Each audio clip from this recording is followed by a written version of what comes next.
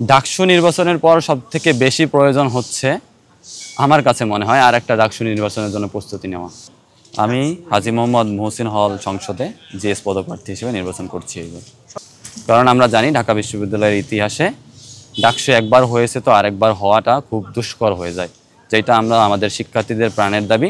শিক্ষার্থীরা যে ডাকসুর মাধ্যমে তাদের দাবিগুলো সূক্ষ্মভাবে এবং যথাযথভাবে প্রশাসন থেকে শুরু করে শিক্ষার্থীদের কাছে পৌঁছে দিতে পারে, সেই জায়গাটা থেকে আমরা বঞ্চিত হচ্ছি বারবার।